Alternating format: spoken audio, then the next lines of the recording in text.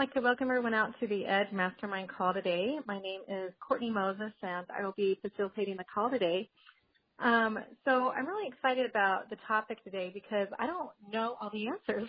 So I'm really excited to hear from everyone on the call today and our leaders and be able to learn from each of you.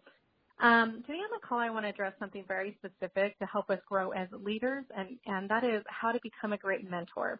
So obviously, we make these calls around the business, and we've talked a lot about leadership development and things like that. But today, I really just want to focus on the mentoring.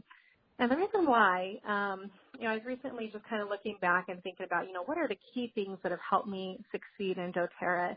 And one of them has been the mentors that I've had, right? Now, this could be mentors that have been inside of doTERRA, mentors that I've had outside, people that I've paid, some that are free. They could be different seminars or programs or things like that you've been involved in, right? It's been a little bit of all of that for me. And if I sit there and had to, take any of that away, any of those forms of mentoring that I've had through this journey, I really don't know if I would be where I'm at today. Like I can't think of how else I would get here besides that. I mean, the mentors that I've had have played such a crucial role in my success. So, at some point, whether you are brand new on this call and to doTERRA, or if you're elite or a leadership position, wherever you're at right now with doTERRA, you're going to need to learn how to be an effective mentor. And so I hope that by the time we end the call today that we've been able to learn all the keys to becoming a great mentor, okay? So the things that we're going to address today is, one, who do you mentor with and why? The second one is, what is their roles and responsibilities and even characteristics? And what is your role and responsibility and characteristics? And then finally, who do we mentor? So I want you to be getting your thinking caps on and be ready to answer some of these questions as we go throughout the call. So the first question I have for the mastermind is, when did you first start to receive mentoring when you started your doTERRA business? All right. So star 5 star to raise your hand, and platinum and above, if you are not unmuted yet, raise your hand. I'll get you unmuted, and just feel free to speak up. So at what point did you start to receive mentoring in your doTERRA journey?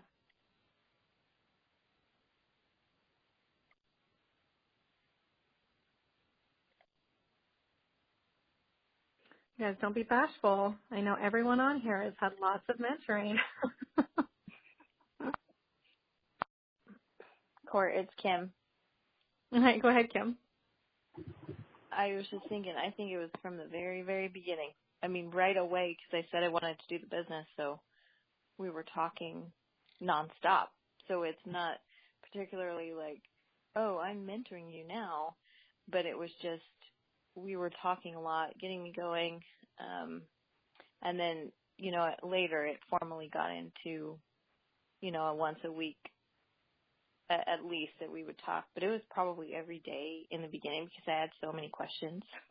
I'd reach out as much as I could, so it was right from the start for me. Okay. So when you first started, you expressed interest in building, and then right away you were in constant communication, is what you're saying, with your mentors, right? And then you said later that developed into like a set weekly time and call, right?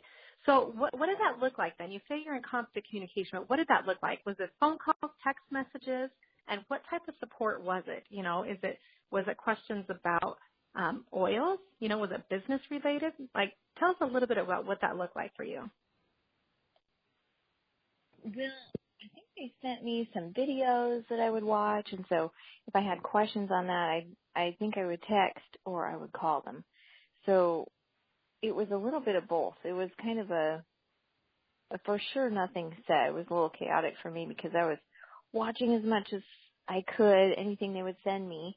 So I think they sent me some videos, how to learning about the oils, and then maybe how to teach a class and things like that. So if I had a question, I would just reach out to them and ask. And then if they had something they wanted me to do, it was, I'm trying to remember. I mean, I don't think there was anything particularly like official, but we made sure that we talked often, I'm trying to think. it was kind of chaos in the beginning for me because we got going fast. So it was just any form of communication that I could. But I was watching as much as they would send me and learning as much as I could, and then reaching out when I had some questions. Yeah, thank you. I love it. And you bring up some really good points, that maybe there were videos and different things being sent. And I love that. That's actually something that I love to take advantage of the tools that are already in place, right? And so many times I am sending people when they get started, some of the videos that Seth and Rod have created, and that has been such a support for me as a mentor to mentor, my builders as they get started. So, I love that was, happening for you so many years ago as well.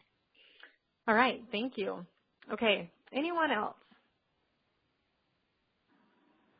Hey, Court. Yeah. Well, on that question of when this first started or when the mentoring first started, I would say before doTERRA actually began for us. And this is kind of like I love this topic because this has been kind of constant in pondering. And the question I asked is that what separates those people that decide to build doTERRA as a business and they go like skyrocket and they go real fast to people that take a good amount of time for them to reach the goals. And that aspect of personal development and changing and allowing people to show you a path or change a perspective that you have that you never had before. And that started with a book, Rich Dad, Poor Dad, for me. And when that became like an apparent thing, that I no longer wanted to be this like 9-to-5 person or working at a job, building someone else's dream, that started the mentoring process for me. So I started to look for people that had that mindset, that had that ability to be able to show me something that I didn't know. And when we found the videos that Rod had, like those business training, like the beginning business training videos, that became like the stuff that we gravitated to. And that's actually one of the reasons why we sought him out, why we spent that $1 on Facebook to get in touch with him to sign us up, because we knew that he knew the path for us to get there, that he could show us, that he's shown others to do the same thing, and he could show us to do that same thing. And the path is really like seeing someone that has the success and seeing someone that knows how to teach it and knows how to show it to others so that they can gain that same thing. And that started way before doTERRA for us. And I think that's why we grew so fast, because we already got mentoring prior to it. Yeah, you bring up some really good points, Alonso. Pick your brain for a second here. So you started reading the Rich Dad, Poor Dad, and then, joined doTERRA. But when you started doTERRA, wasn't there a time frame when you and Desiree were not building, like you were just using the products in the beginning? We actually signed up for another network marketing company when we signed up. So the oils, like you're saying, like we are actually on that process of just utilizing the oils, like falling in love with them. And it got to the point where my wife was like crazy in love with the oils. And there was like no stopping her from sharing what she had discovered, like all of the miracles that we've had experience with. Like she couldn't help but share it with people, and that's when the transition came. And the other network marketing company actually introduced us to great people like Jim Rohn and those types of people that you kind of look to as mentors. They might not be necessarily like physically there with you, but these are like people that have guided thousands, if not millions of people on that process of growth.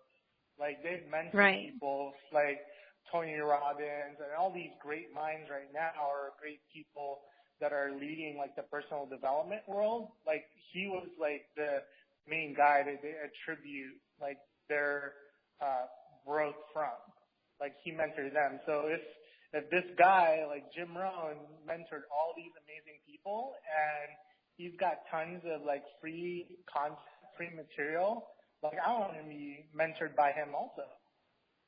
Right.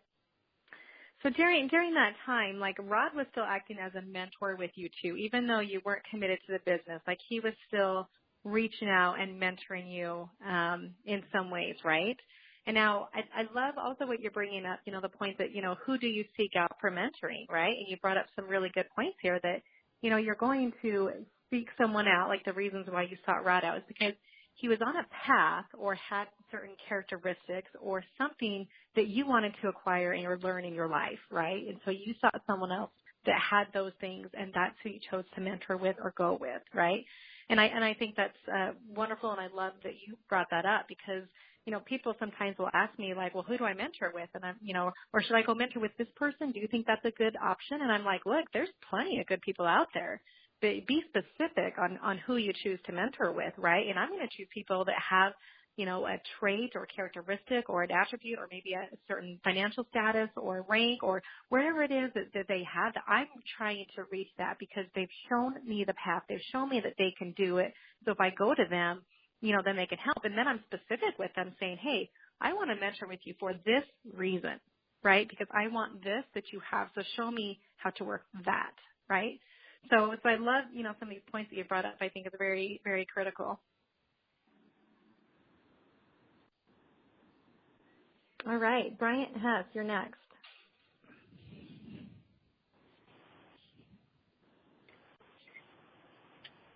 So I only got mentoring in our business when I asked for it, and what made me ask for it was my activity led me to a point where I had questions, and it goes right in line with the mantra that Rod has taught us, that you invite everybody, work with those that comes towards you, and mentor the committed. And he never chased me to try and mentor me. And I see that a lot, and I've been guilty of it where I've tried to enforce my mentoring on people that because I needed them to do something that they, in order for me to be successful. Mm-hmm. And never once did, and maybe part of it is because Rod's not my enroller. He was my mentor, but he wasn't my enroller. But never once did I ever feel like that Rod was pursuing me and enforcing his mentoring on myself. He only gave it to me when I asked for it. Mm-hmm. And it was never like a set time. It was never this is our weekly mentor call. And when I talk to other people in doTERRA, and from my experience, like I've never been able to successfully execute a weekly mentor call or a mentor group. It just has never lasted long. But what I've seen to be really effective is like a weekly, I want to spend time with you type thing. Mm-hmm. And I want to just develop that relationship. So let's get together on a consistent basis just to do that. Those are the things that I see being important on a consistent basis. But what I've tried to do is what Ron did for me was to be available when I needed it, and to make sure that my team knows that if they need something that I've got their back, I'm going to pick up the phone and I'm going to be there to help them out. So that's kind of been my experience with mentoring, is that it was timely, and that my actions brought me up to a point where I had questions, and therefore I knew I had access to ask the questions. But that's the mentoring side that came from my upline. The mentoring that I got every single day for hours a day was through listening to audio tapes. And when I was first getting going into Ontario, I was working with dairy cows, and the job that I had, it didn't really require me to think about it a whole lot because I was at the point where I was doing it subconsciously. And so I had probably 5 or 6 hours a day of listening to audio tapes, to my audible.com, whatever. And I can honestly say that from when we got going up until Diamond, there really wasn't anything that really stretched me, that really put me out of my comfort zone. And I attribute that to every day having hours of personal development piping into my headphones. And that was causing me to expand and grow and learn new things in such a significant way that I was able to keep moving through the growth that you're required to do to get to Diamond. And so that was the mentoring that I chose to give myself through personal development that was extremely valuable as well. Well, and Brian, you bring up a few good points here because as you are listening to those things, and Alonso brought that up too, that also gives you tools to support people when they call you. You're right, because you're like, oh, well, I know how I worked through this. Let me tell you how, and I learned it from Jim Rohn or Tony Robbins or these books or audio cassettes you're reading and listening to, right? And so, I think that it's important as a mentor that as you learn these tools and these skills, that empowers you to teach other people, right? And so as a mentor then, some of the things that we're discovering, on the call already is that you have to constantly be seeking out mentors yourself, right? Whatever form that is, because that's going to empower you to help those coming to you, right? And, the other thing that you brought up was the timing, right? That you got to a place in your business that you had to ask questions, okay? And so then that forced you to seek out other people. Now, all of us have different types of personalities, right? So there's people that are going to be like you, that it's like, you know what, I'm in a place that I need information, so this is where I'm going to go to get it. But then there's people, that their personality that they don't act until they're told what to do, right? Because it's just different personalities, right? And so if that's the type of personality, then how do we help mentor them? You know what I mean? Like, I love the things you brought up, some of the characteristics of a mentor to be available, and Rod has taught you that and you've done that. And then also the friend role. I've looked at, different types of roles that mentors have. And one of them was, a friend. And then the other one was the listed was like the devil's advocate, which I love too, because you have to be able to challenge them on things also, right? And obviously being a teacher and a cheerleader, sometimes you feel like you're a counselor. There's all these different things, right? But I love that you brought that up because I think that's very important too, is to have that relationship there that I do feel like I can call them and that I'm not bugging them, that that they're there for me. All right, David Ellis, we're coming to you next.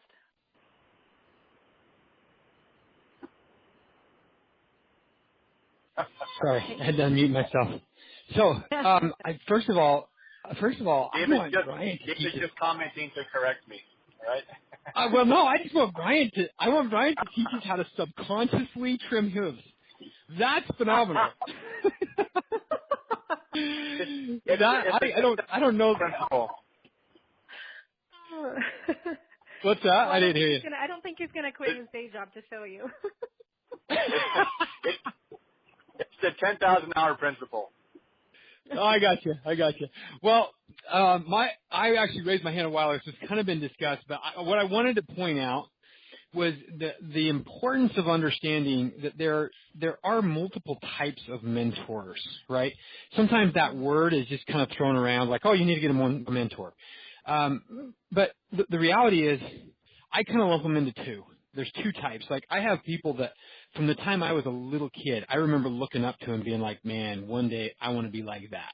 Because they had certain characteristics or they were certain things about them. And as I got older, I started seeing people either in history like a lot of my mentors are people that are actually dead, that I look at what they did and how they lived their life. You know, one of them, and I think I brought this up before, that I was just introduced this last summer, is a man by the name of Wade Phillips, who I went on a trek in Philmont over the last summer, and I learned about this man who became so successful. He just started donating. He was able to donate like several 100,000 acres to the Boy Scouts, and I started looking into his life and some of the things that he did, and I was just fascinated by who I felt like I got to know him. Right, I've never met him. Right, and he's dead, so not a lot of chance for me to do that, and for me to call him up and get mentoring in the traditional sense that we know it.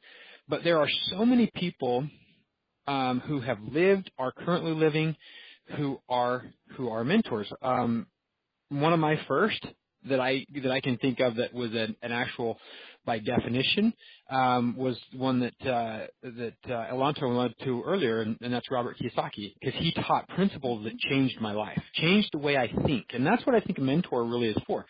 A mentor is someone who elevates your thoughts, because if thoughts are the stem of everything that we ever become, it starts with our thoughts. Is you look for people that elevate your thought process or elevate the way that you think. And so I separate them into two. There's those that are mentors for me from a standpoint of what I look to. I read about them. I study about them. I will probably never meet them. And the second is what we throw around and we talk more about in my terms of accountability, right? A mentor that provides you with accountability. Because that's the second aspect of it, is you gotta think about it, and you have all these ideas and you have but at some point you have to act upon what it is that you're learning and doing. Because we all know people who are in a constant state of learning, right? They're like, man, once I figure this out, then I'll be ready. And once I, right? But where's the action? And the reality is, until they take action, all of that has no effect until they take action. Now, it's important because it helps to formulate your action. But the other side of that is a mentor that creates accountability for you in your life. And so I think that as you seek out, and for me, as I've sought out mentors in my life, they've been in those two lines. And I think about it in those realms. I need to find someone that stimulates my thoughts, and then I need to find somebody that holds me accountable. And so it's just, as we build our businesses, both are absolutely important, but it's just that recognition of, do I have both in my life? Because sometimes I've asked people, I say, well, are you currently being mentored? And they're like, they don't know how to answer that, because they may have one, right? They're reading a really good book, but they don't have any accountability. And like I love what Brian said, it doesn't have to be by definition, a specific call every week at this time, going over these steps. For some people, that's necessary. And if you're one of those, seek that out, because there's plenty of it. I don't care who you are or where you're at in your business. You can find somebody that's willing to give that to you if you are committed. Because it goes back to that principle, right? Invite everyone. Work with those that come towards us. Every one of us. I'm mentoring right now. For me, I'm mentoring personally a couple of people that are deep in my organization, but they are ultra committed. Right. And so I don't care where they're at, because they sought me out and they're willing to do what I ask them to do. And I ask hard things of them, and they do them.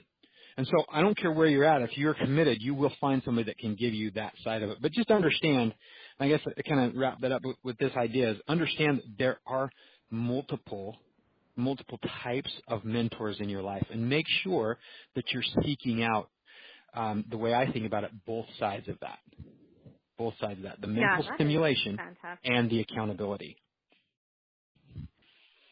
I love that, David. That is so fantastic. And I think it is so critical to have both.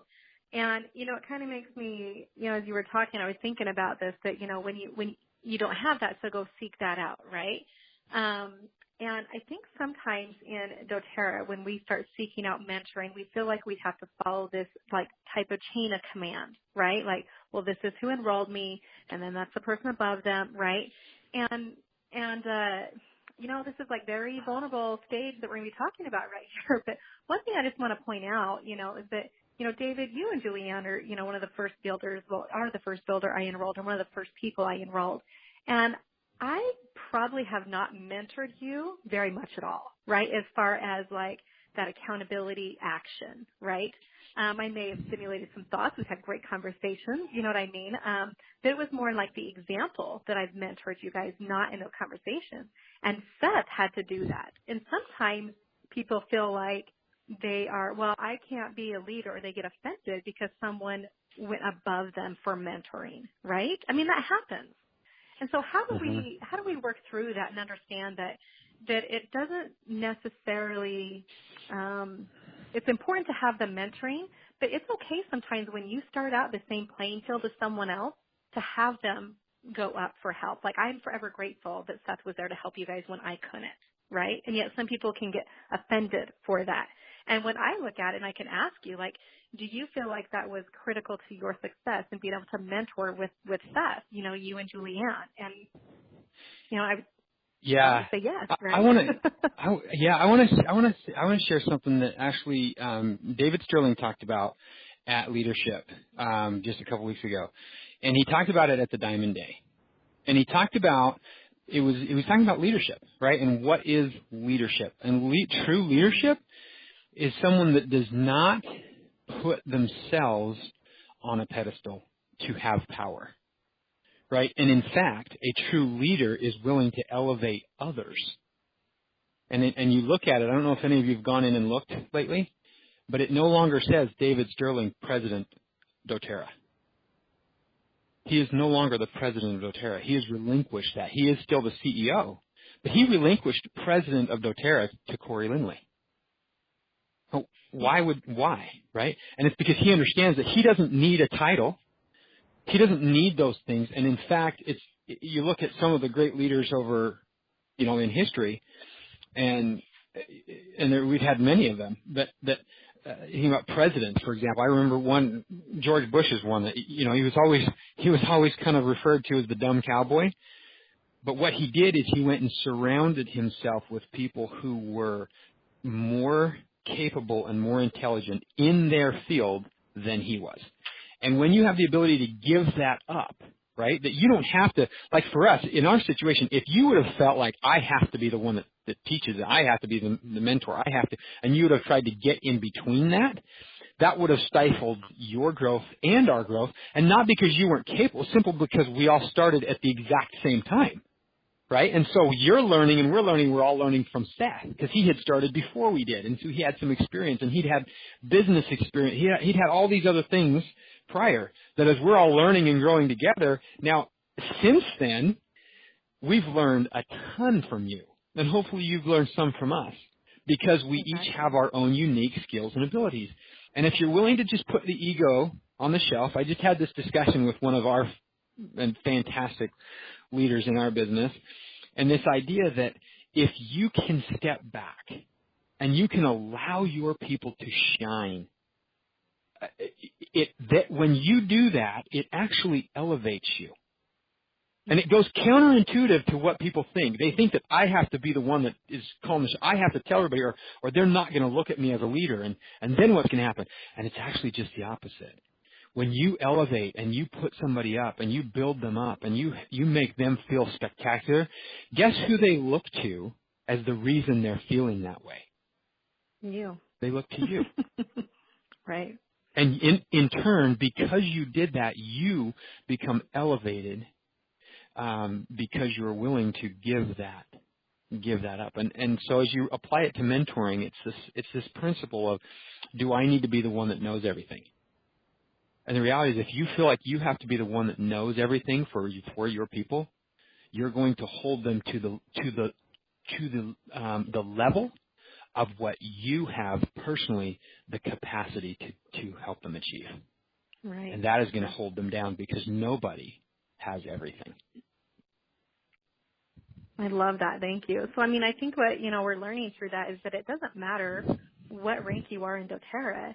You can start mentoring when you first begin, right? You don't have to be a silver or higher or, it's just when you get your first person, you can start mentoring them. And if by chance you get that same person, that first person at the same time you enroll, like I did with you guys, then, we're going to mentor from different people.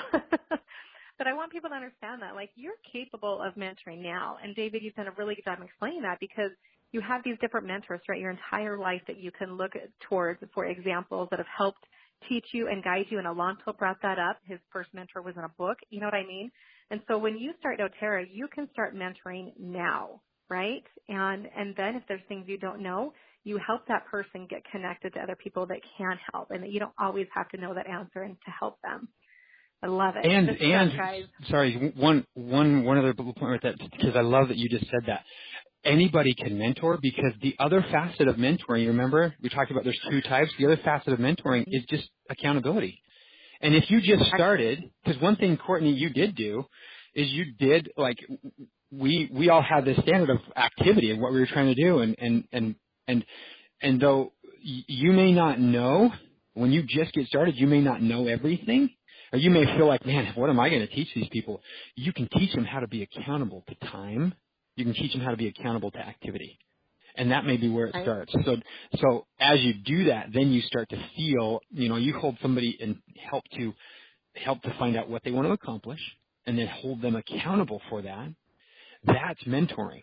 And then as you learn, now you're going to have something else to share with the next one, and something else to share with the next one. And so you look at, like, I love it. Courtney's a personal example of this. You do these calls, and these calls have come so far from the first ones that we did. And it's simply because all of our experiences, right? We're all now sharing experiences that are experiences from 5 and 6 years of doing this. Mm-hmm. And so understand that in the beginning, just hold people accountable, and you're a mentor. And then as you learn and you're doing your personal development, now you have something to share. You go, oh, you know what? I just learned this in this book the other day that I was reading. And you can share that with someone. And that's why you have to personally be doing your personal development and things like that, because that's where you get the things that you can share and teach and lead to train up and raise up and build up your people. I love it. Thank you. Okay, Rob Richardson, you are next. Hey, I was just thinking how cool this was. This will be the fourth blue diamond that's commented in a row on the call. So if you're one of the amazing people that are on the call, you get comments from a whole bunch of people that are being pretty darn successful in doTERRA. I'm next. Oh, and it's good stuff. So juicy. I love it. Diamonds in a row. Holy moly. And what's even cooler is we're all going to say the same thing. It was funny because I laughed out loud to Seth because I wrote down there are 2 types of mentors, and then David says there's 2 types of mentors. Well, did he say the same 2 types that you were going to say? Right. He says, of course I did. Where do you think I learned it? Right. You're getting pretty darn close. Now I do got to say for Bryant, man, Bryant, I treated you like my front line, man. You got the golden gloves. Hey, he ignored you as much as he ignored me, bro. You two are terrible. And probably Alonso will say the same thing. You mentored me the same way, man. The same way. No, actually, it's cool though because Bryant actually I think hit it on the head, and that when you say you mentor those that are committed, we're committed enough to seek you out. Right. That's the issue, and I think that that we a lot of people when they say, "Will you mentor me?" What they're asking for is, will you crack the whip on me? Will you make me do what I am unwilling to do? And whenever I get that feeling, I'm like, oh, crap. Like, that's tough. That is tough, right? So what I always tell people when they ask for mentoring is, I'm like, I am a phone call away.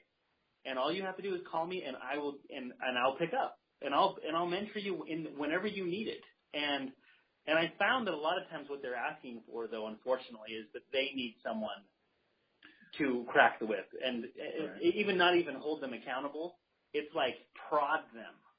Can you shove me down this road of diamond? And you're like, It reminds me, when Jim Rohn says, you can help 1,000 people, but you can only carry one on your back. And 3 on your back, yeah. Right. Well, I want to build a little bit on what David said, because he started right down the same track that I was thinking, and I think unfortunately in doTERRA we've kind of put the term out there as mentor, and we've kind of put that on people that are enrolling people, and we've kind of we put it out as kind of like a rite of passage, and new people coming on should expect mentoring from the person that enrolled them, and things like that. And I think that probably is a little bit of a disservice.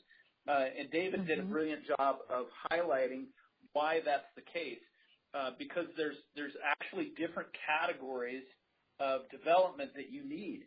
And David had highlighted it as accountability, and I put this on my list as training someone.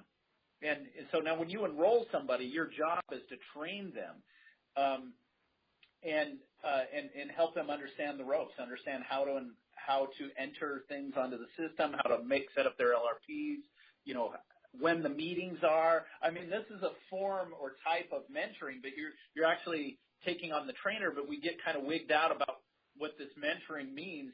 But there's a different level that people need, and I think all 4 of us have highlighted that, and that's the area of personal development. And the person that enrolled you may not be able to provide that for you, as has also been highlighted. And so this is where it comes back, where personal development and seeking out the mentors that we need for our specific circumstance becomes a really important aspect of our growth. And I don't know anyone that is advanced to a significant rank and a significant income that isn't being guided by people that are in a higher space emotionally or knowledge-wise or around them. Like even Seth and I, we're regularly going up the line and trail to Natalie Goddard, and we're involving Kelly Anderson, my upline presidential. We're when we run into Teresa Harding or even Elise, who's the top rank holder in the company, we're always seeking opportunity to get around her and kind of see how she thinks about things. And I know a lot of our other major leaders have gone to the company events and have made connections with other great leaders in the company. And they get their ideas and their and all of this is kind of a mentoring, but your personal development begins at the space that you're at. Like some people have relational difficulties with other people.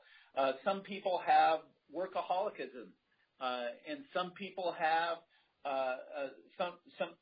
some people have other types of issues or barriers or blocks or self-belief issues, and some of these are beyond the capability of maybe even the person that enrolled you to understand. And so this is where when the way that I view my organization is everyone is the CEO of their own business, and if they reach out for guidance, then I'm more than happy to offer that. But I don't take personal ownership of what somebody does or does not do with that information.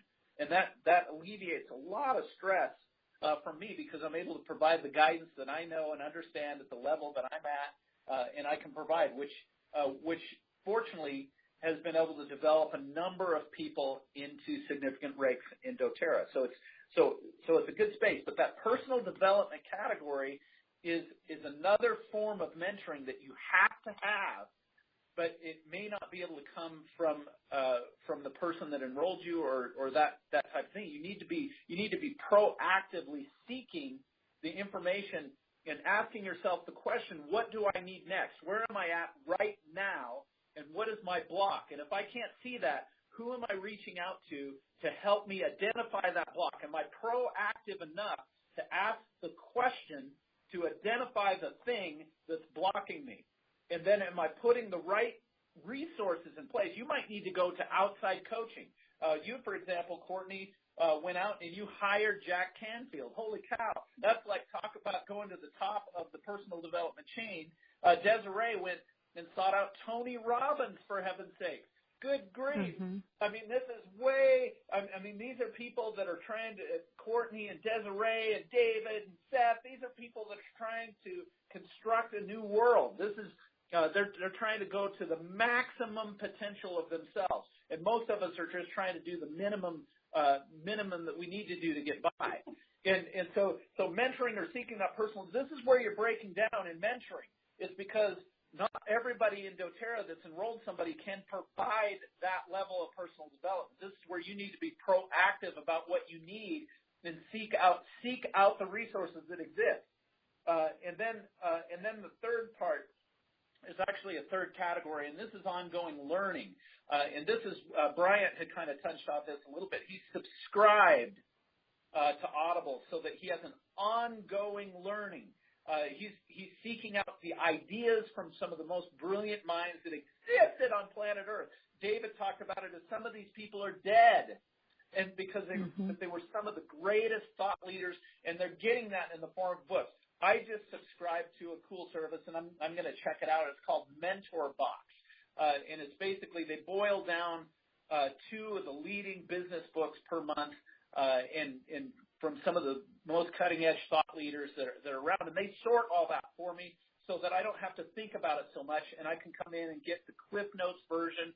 I can get memorization on it. I can get the core training that comes from the book, so I can accelerate my time but still get the learning. That's what Mentoring Box is promising to me for my ongoing learning. But you'll notice if you're on this call, one of the things you've heard from every single Blue Diamond is that they are engaged in ongoing learning. That mentoring is coming from the greatest thought leaders because we don't want to be stopped at where, you know, whoever enrolled us. We don't want to just go to that level. We want to go to the highest level that we can possibly go. And so this mentoring, remember, this comes around 3 categories. Maybe the person that enrolled you can train you on some things. Definitely they can hold you accountable. Personal development. You're going to be in a specific spot. Maybe the people around you and your team can take you to a certain level, but you might need to seek outside. Maybe you have unique blocks that people just aren't skilled enough. Like sometimes people have depression, for example, and none of us might not have enough psychological experience to deal with that. And it's okay to bring in the outside coaches and things like that, or seek that mentoring to help with your personal development, to help you cross over to the next level. And then that ongoing learning, making sure that you're keeping a book active at all times in your life so that you're learning from some of the greatest thought leaders that exist. And so anyway, that's my continuation on mentoring. And so here's Seth. He said he wanted to. So I'm not sure though that I got like your passion strong enough there, Rod. You might have to like tell us how you really feel about this. Well, like I love the passion that's coming through with you right now. I'm like, you know, ready to. I'm like standing up, pacing my floor now. Like I can't even sit down and listen to you right now. Right. Well, mentoring. I mean, everywhere we go, they ask people to be mentoring, right? And everybody comes out. How do I be a mentor? I can't be a leader because I can't be a mentor. Well, that's not true. You just have to. Right. Why do you think I did the call? Because I got a phone call like that. I'm like, okay, here we go, Mastermind. Let's get this out. Right. If you enroll someone else, you just have to know what you know and teach them what you know. And then if they have specific blocks, then that person needs to be proactive about seeking their own personal development. And that would be true mentoring at that level. So David was right. There's accountability, and then there's true mentoring that's to you personally about where you're at that phase. And your enroller may or may not be able to provide that. Even your upline may or may not be able to provide that. Some of us are getting pretty good because we've been around, we've seen a lot, and we've advanced a lot of our skills, and we can handle a lot of things. But some things are even beyond. I run into things periodically that I can't. They're just too. It's just too deep of an issue, or it's too lifelong, or the person needs some serious mentoring outside of my capability. And it's okay to admit that and direct or help that person find their next step. Awesome. So yes, that's how awesome. I feel Thank about you. Okay, so Seth, before I love it, Rod. Okay, Seth, before you talk, and then we're going to go to Lonto after Seth, I just want to point out one key thing right here, okay? As far as key responsibilities as a mentor and a mentee, it's going to fall on you, no one else, okay? So it's up to you to become the best mentor because you're going to be working on your personal development. You're going to be learning, right? It's up to you as a mentee to seek out the mentors. It's all on you. So whether you're a mentee or a mentor, who is responsible? You are. And I think so many times we try to pass that buck off to someone else. So I just want everyone to get really clear. What we learned right here from Rod is that this is your responsibility, okay? You seek it out, whether you're mentee or mentor. It's all up to you. Okay, Seth, let's go. I'm just sitting here. Rod's got it all worked up now. You experienced it over the phone, and I got the full front force of all that. No, let me. Actually, man, my mind has gone so many directions just sitting here listening to this. But let me kind of just say this one thing. I want to get this out of the way. The most exhausting thing in this business is, in my opinion, is being a mentor to people who need that whip, that need accountability, that need the prodding. It's so exhausting. And to be honest, it's probably the thing that I hate the most about the whole business is talking like wanting it more for a person than they want it for themselves. And it drives me up the freaking wall. It just does, because I'm like, why do I care more about your financial freedom than you? And you know, and when you're calling people up and you're like, it's like you're begging them to be financially free. But if I were to be totally honest with myself, I would say that you actually do need to do that at times. Because I mean, okay, look, I remember with you in the very beginning. I remember when you stopped returning my phone calls, and I had to seek you out, and I had to send you that email that said, "Do you want this or do you not?" You know, that type of thing. And then now the thing is you responded, and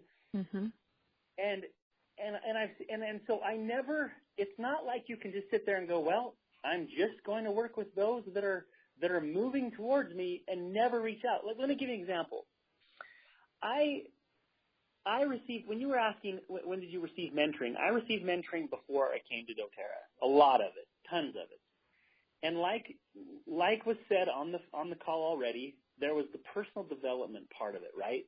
For a while in my life, I never drove down the road and listened to the radio unless it was a self-development book or audio.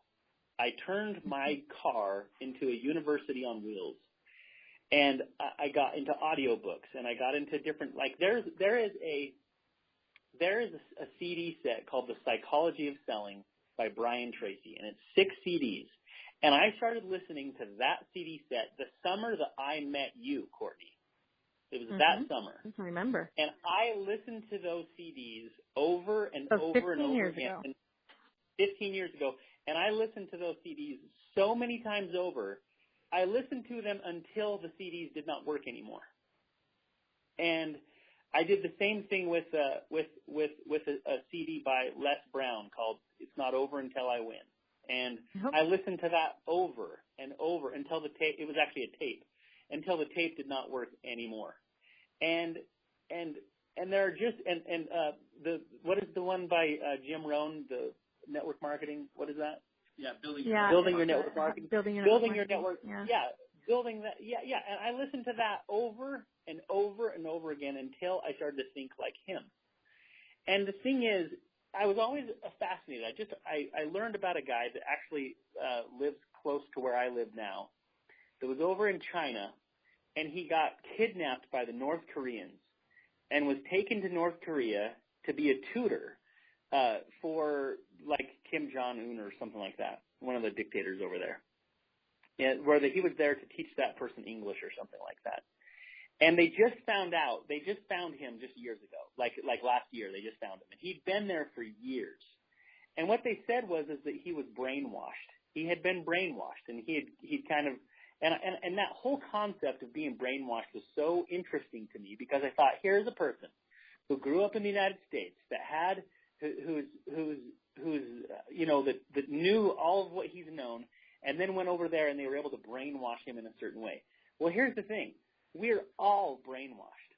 Every last one of us are conditioned by our society to think and act in a particular way, whether it's our family or those that we're around or the people we work with or the people that we associate with. They condition our minds to think and act in a particular way.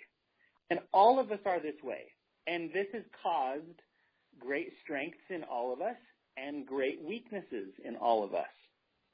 And the first thing to understand in this whole process is that we are all negatively and in some cases positively conditioned to act and think in a particular way. All of us are. You have to admit that. And if you can't admit that, then you are more hoodwinked than if you can admit that you are hoodwinked. Okay? So first of all, just understand that one thing. And then secondly, realize that the only way to be successful in this life is to think like people who are successful think. And so you have to seek that out. Now, this business is going to require the very best of you, the very best. It's going to require you to become the best version of you. And then and you're going to get to a particular point and you're going to not want to change anymore. You're going to want to just be like, but I like where I'm at, and I'm comfortable where I'm at, and I like my comfort zones because I'm comfortable there. But guess what? If you want to make a massive change in the world, then you have to have a massive change in you, and it's just part of the process and part of the journey. But I am so thankful for Roger Anthony, who was one of my mentors, who passed away a couple years ago to cancer, but Roger saw in me something, and he sought me out. And when I pulled away, he sought me out again. And he saw in me a capacity to speak. He thought that I had a talent for speaking. And so he would say, Seth, I'm teaching a seminar down here, and I'd like for you to come and teach this one principle. Can you come and teach it? And I'd be like, yeah, sure, I'll run down and do that. And I'd run down there and I'd teach a principle for 15 minutes or so. And then he would take me out to lunch and he'd say, would it be okay if I gave you some feedback? And I'd say, sure. And he would say, okay, you need to work on this. You need to work on that. And he would do this with me over a period of years. One time he asked me to speak at a particular event and I spoke at it. And afterwards he got in the car and drove me to an empty parking lot where it was the middle of the night. It was really, really late. And he got there and he wept and he said, you have become what I knew you could be. And he painted this picture. He painted a vision of what he saw in me that I did not see in myself. And he told me where I was going to go in my life when I didn't believe I could go there. And so I guess when you're talking about mentoring, it's like this. I have both emotions come up in me. I have love and I have hatred. And I love it because I love it when a person seeks it out. When they truly want to be better and they themselves are seeking it out and trying and doing what they need to do and paying the price and realizing that they need to change. And so, like right now, I'm listening to a CD in my truck on goal setting. I have set goals with people. I've taught people how to set goals for years. For 15 years, I've taught it. But I'm listening to a CD from Brian Tracy on how to set goals because I need to learn. And I just understand that. There's something he knows that I don't. Why? Because he makes more than I do. And so I have to learn what he knows. I have to brainwash myself. All of us are brainwashed to think the way we do. So we have to undo this, and we need to start, for lack of a better term, brainwash yourself positively. I mean, the whole world brainwashes us to think in a negative way. Well, then train your brain to think differently. And here's one other thing I got to say about this, about if you seek out mentoring, if you seek out this idea of if you seek out learning, eventually it becomes delicious to you. Like your soul starts to crave it. And initially you don't. You're like, I don't want to listen to that. I want to listen to this. I don't want to change. I don't want to learn something different. I don't want to change my mindset. But when you start getting into it and start comprehending these ideas, and your brain starts to open up into areas it's never gone before, it starts to become delicious. Like you seek it out, like you seek out a delicious food. And when that happens, and you just have to do it until it becomes that way. And so if you don't like something, then do it until you like it. I tell my kids that too. They're like, well, I don't like this particular sport. I'm like, because you don't play it. Play it and then you'll like it. Just you like what you're good at. And so if you're not good at thinking differently, then try it until you become good at it, and then you'll like it. And so my point is that I think we're all making the same points, but I think that there's a power in multiple people saying the same thing in a maybe a different witness that this is all true. Mm-hmm. And so there's 3 points. One, I agree with what you just said. If you're listening to this call, it's your responsibility to be successful, no one else's. Yours. And your success in your business is up to you, period. It's not your upline. It is not your downline. It's you. You're responsible, no one else. And if you don't know how to build this, figure it out. Find out who. Someone will teach you. And if they won't, find someone else who will. But it's your job. That's the first thing. Second thing, yes, work with those that move towards you. Of course, work with those that move towards you. This whole business experience, you want to remove drama from your business, work with those that move towards you. The whole experience is so fun. It's so fun to work with people who actually want to be worked with. I mean, it's like running across the finish line together. It's the most amazing experience. Dragging someone across the finish line sucks. But running across the finish line with people, awesome. Third point, drag some people. There are some people that need it. If Roger didn't see in me what I didn't see in me, then I wouldn't be where I'm at. And if I didn't see in you if I didn't see in you, Courtney, what you couldn't see in you, you wouldn't be where you're at. Right. And I could go down the list. And frankly, I mean, even, there are people that just need a slap upside the head occasionally. And they just be like, look, I know you're going down this road, and I get that you're going down this road, and it's because you don't know better. And dang it, look over here. Occasionally, we need to seek them out. We need to look under the stone. We need to drag the person for a little while. Now, you can't do it forever, and it is exhausting. But and this is why I hate mentoring, because I hate dragging people. But the fact is that some of us need it. Some of us, like, it's the same reason. It comes down to, like, the different personalities, right, and the way that you have been conditioned. Right. But here's the thing I want to say to that, though, Seth, is that you're only going to drag someone for so long until they refuse to be dragged or they've learned. And you don't have to drag them anymore. They're running with you. And I think that's important for people to understand when we're talking about this, right, that it is okay to seek someone out. When you see that potential in that person, yes, be damn sure that you go seek them out and help them, right? But you only have to drag them for a little while before they're done being dragged and refuse, or they're running with you. And sometimes they start running even faster, and you're like, oh, my gosh, you're doing it, right? Yeah. So I want people to be aware of that. And I need to be careful with this because too many of us are dragging too many people. And it's exhausting, and it makes us want to quit. And then that's probably a whole other call that we could do on how, what that looks like. You know what I mean? Because that brings up like a whole other level of question. You're depressed. And so I want to be careful with this. I don't want to say go drag. It's like I'm torn in even mentioning this. But there are some people worth seeking out. Like invite everyone. It's inviting everyone, but but look, even Christ, right? When he said, does the shepherd leave the 90 and 9 to go and find the one? He does sometimes, and he carries the lamb back. And sometimes we're all part of the 90 and 9, and sometimes we're that one. and you know what? Sometimes we need to be sought out.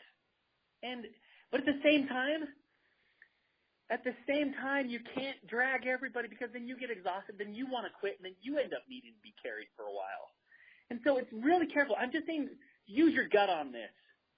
Maybe pray about it. I don't know what it is, but there are some people that you need to go find and get.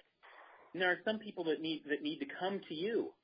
I mean, the same person that I just mentioned, Christ, he went and found the one lost sheep, but at the same time, he was the one walking around saying, come, follow me. And he was working with those that actually did follow him. And he mentored the committed 12 that really followed him. And anyway, I don't know. It just is. But I hope that made sense. No, it's hey, fun, Courtney. And I love how passionate and vulnerable everyone's getting right now. And I know we're out of time. We've got 2 people that raised their hand, Jacqueline and Alonto. So I really kind of don't care if we're past time. If people need to hang up, that's totally cool.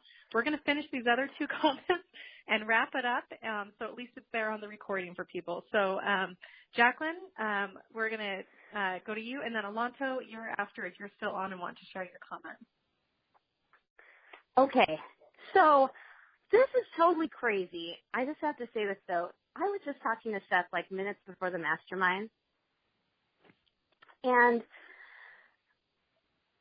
he has played a pivotal role in my success in doTERRA. In fact, I'd say he's played the number one role. And one thing that he has, I'm sorry, he told me once that what's his name, Anthony? Roger Anthony. Roger Anthony said that crying is never appealing, and I can't help it, dagnabbit. But anyway, so when I started doTERRA, I remember him sitting down with a fast track planner and saying, what do you want to accomplish? And I said, 1,000 a month. Isn't that lame? And you know what? I thought to myself, I won't get 100 a month. But because it was Seth, I had to say 1,000, like I couldn't tell him, I don't think I'm even going to make 100 a month. It's like I had to say it. But he has believed in me. Like, we weren't even talking about this, but there's a certain individual that I recently enrolled who is one of the more amazing people I've ever met. She's hosted a class, and she's not on this call because I've asked her multiple times if she'd like to see the compensation plan, and she keeps saying no. And so my husband kept saying, she's a top-line leader. And I was like, no, I'm not putting her on my top line. She hasn't committed. I put her on my 4th level, right? It still hasn't been 14 days. I can still move her. But what Seth has done for me is, because this was why I didn't, because I thought she hasn't committed to build. And I don't have the energy, the strength, the know-how to try to build my organization unless I have a builder that's absolutely committed. But when I talked to Seth about something completely unrelated to her, and then I got on this call, it just hit me like a ton of bricks, because Seth believed in me. When I said 1,000 a month, and he said, that's not lame, when I know he thought it was. I'm where I am today. And I have to say that, after this call, I just sent David a text message, and I said, I'm going to put so-and-so, this person, on my top line. How do you feel about that? And he said, good. It's like he's just been waiting for me. And I know this is so disjointed, but the whole point of it is a mentor makes you believe in yourself. When I didn't even think I could make $100, I said 1,000 because my brother Seth was asking. He believed in me, and he told me I was going to be huge, and I never would have thought that. Never in my life. It was so far from my mind. I could hardly walk, for goodness sakes. And I'm sorry, Roger Anthony, but I can't help it. I'm crying. But mentors take a person and they look at them. Like Seth, honestly, I accomplished a lot in my life. I was a superstar in sports and in ASB, and in college I was the top in my classes. But by the time he came to me, I didn't believe in myself anymore. He knew it. So when he says, drag some people along, you know who they are. It's like this person who I've asked twice, do you want to look at the compensation plan? Do you want to build? Do you want to make money? No, no. I know that she is the top of the top and that she will do this. I know it. And so I put her on my top line, and I believe in her, just like Seth believed in me. So those are the people you drag, the people that you know. You've seen it in them. You've seen everything they've done in their life. They've done well, but they still are resistant for some reason. You drag them. They're the ones you drag. Okay, I'm done talking. You're good. Thank you, Jacqueline. Alonto, are you still there? Yeah. So to kind of you got to bring us home, Alonto. to kind of clarify the whole thing, and you heard it from everyone else, and it's the different levels that people are at that you as a mentor work with them at. So I love the concept that Rod and Seth introduced at the Edge Diamond Retreat. And that's the whole idea of like the teaching hat, the enrolling hat, the training hat, and the inspire hat. And Ken Asher, this is like a management guru, leadership guru, talks about situational leadership, and it's along the same lines. And it's working with those people, with your leaders, in the stages that they're at. Like there are some people that at the very beginning, they need to be told what to do because they're used to that. They're used to a 9-to-5 job. They're used to this aspect of, okay, tell me what to do and I'll do it because they're damn good at doing it. So find out like what they need as far as structure, find out what the steps, get them to the next level. Because if they get to the next level, they'll be like, man, I can do this. And it was the process that we went through because I knew nothing when it comes to entrepreneurship. I knew nothing when it came to do all these things that now we're doing with doTERRA. Because I was an engineer. I knew how to work on planes. I knew how to follow instructions. I knew how to think critically. But I didn't know, selling. I've never done that before. I don't know presentations. I've never done that before. But I was given simple instructions at the very beginning. Like, we both were. Like, we were like, hey, Rod, what do we need to do to reach diamond in a year? He gave us the instruction of give 2 samples a day for 60 days. And we freaking did that, and we received we reap what we sowed. And as we progressed from